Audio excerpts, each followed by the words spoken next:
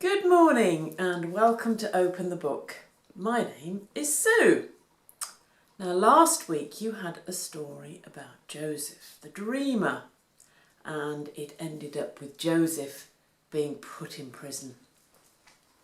Well, Joseph stayed in prison for a long time, 2 whole years in fact. Poor Joseph. It looked as though everyone had forgotten him. But God was still watching over him. So let's open the book and continue the story. But first, let's do the rap. Let's open the book. Let's take a look. Let's listen and see how good God can be.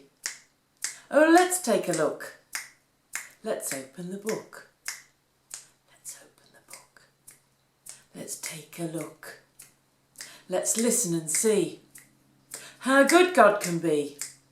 Oh, let's take a look. Let's open the book.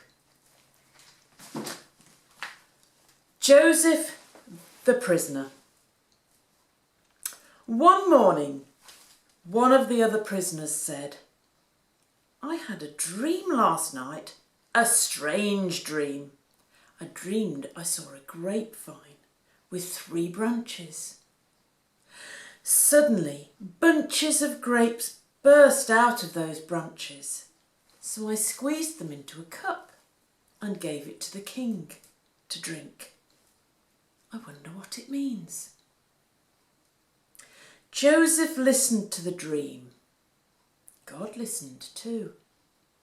Then he whispered the dream's meaning into Joseph's ear. "I know what it means," said Joseph. "Before you were sent to prison, you served the king wine. Well, in 3 days he will be set free and you will serve him wine once more." And that's exactly what happened. And when the wine server was set free, he promised to help Joseph get out too. 2 long years went by. Then one morning, the king of Egypt said, "I had a dream last night. A strange dream. I wonder what it can mean." "A dream?" said the wine server. "I know a man who can tell you what dreams mean." And straight away Joseph was brought from prison. I was standing on the banks of the river," the king told Joseph, "when I saw 7 fat cows walk out of the water. They were chewing happily on the grass when 7 other cows joined them. These cows were bony and thin, and instead of eating the grass, they ate the first 7 cows, but they stayed as skinny as ever. What can it mean?" God whispered in Joseph's ear. Joseph listened. Then he bowed and said, "Your Majesty, for the next 7 years, Egypt will grow many good crops and be as fat as those first cows.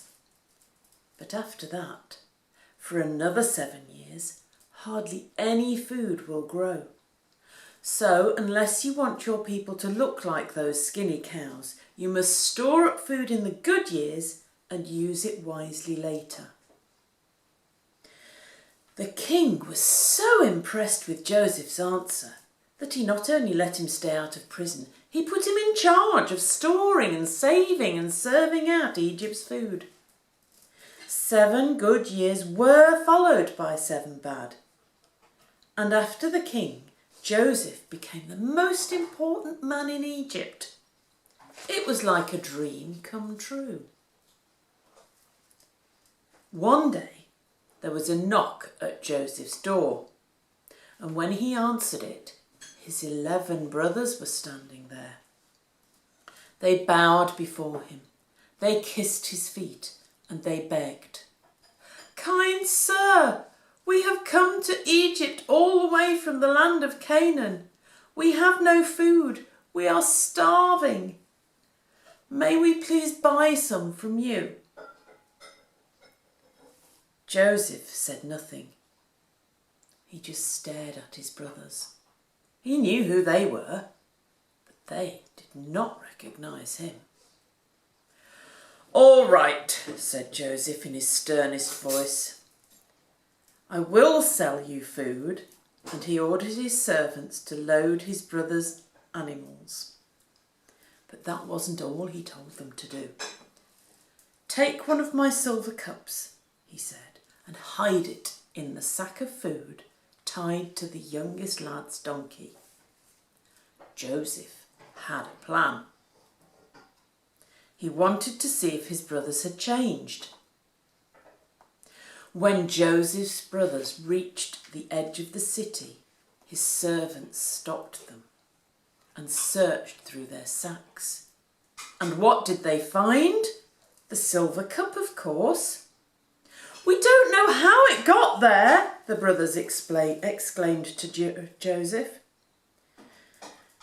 "Your brother stole it, that's how," Joseph answered. "So he must stay here in Egypt and be my slave." "No, please," begged the brothers. "That would break our father's heart. Keep one of us instead." When Joseph heard that, he knew his brothers had changed. So he told them who he was, right there and then. "I am Joseph," he announced, "your long-lost brother."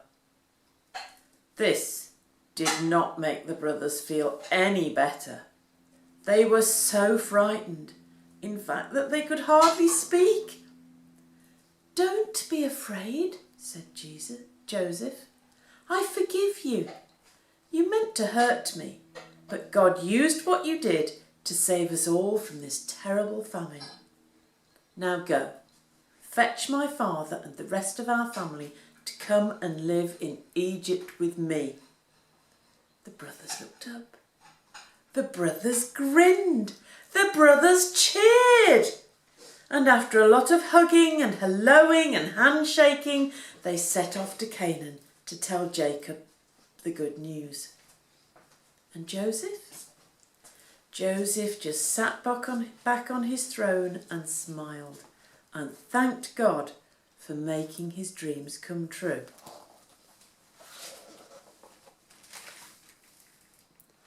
There are two things I like about this story. Firstly, God never forgot about Joseph. And secondly, Joseph was able to forgive his brothers. That can't have been easy, can it? Joseph looked so different that his brothers didn't recognise him. He could have paid them back for being nasty to him. Instead, he was kind to them and forgave them. Now close your eyes and think for a moment of anyone you need to forgive for today.